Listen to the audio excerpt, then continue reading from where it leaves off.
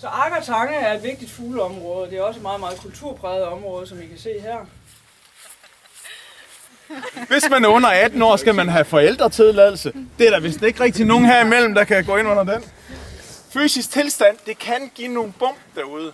Altså nogle bølger. Så prøver vi lige at så vi godt kan vende rundt her. Hvis det kan man så lidt. Men vi tager det stille og roligt, kan man sige. Den der ude i kanalen, det er den sidste ting, vi gør. Så er vi succesvise. Nej!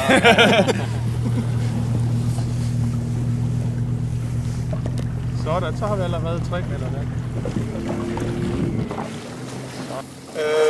Men ellers er der jo rigtig mange sæler i Limfjorden. Man skønner, der er ca. 2500 sæler. Om man er naturnyder, eller man er erhvervsfisker, lystfisker. Men hvis vi så skal sige lidt om sælerne, så har de jo fået valgt her meget sådan en 10 kilos rullepølse, som slet ikke har nogen forståelse som kattekilling, hvad der er farligt. En sælsom oplevelse ud. Nu slukker jeg lige motoren med respekt for, når han kommer med færgen, så flytter vi os. Der var jeg ude og ro i kajak med en kammerat, og så kommer der 2 sæler, det er om ved Venø. Og så trækker den tættere på.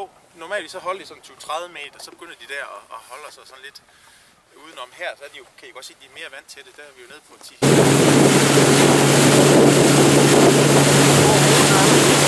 Det er 100 heste, så får det må ikke være mere. Men det er den har. Ja, men nu er den noget tung. Så den er helt op, kan man sige. Så der kommer ikke så hurtigt vand.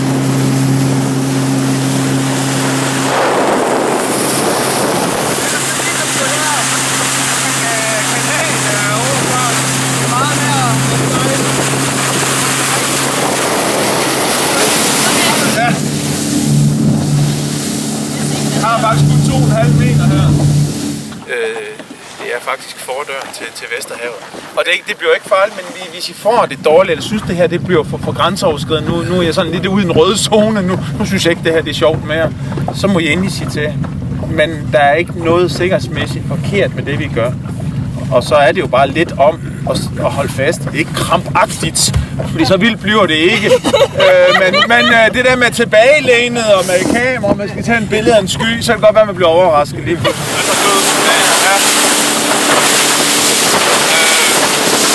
Det kører man efter, den her sætte grund på Holstgård. Det er jo en trist opgave, men der har vi lidt det der før, vi skal jo ikke ligge og bløde ud på brændt heller ikke.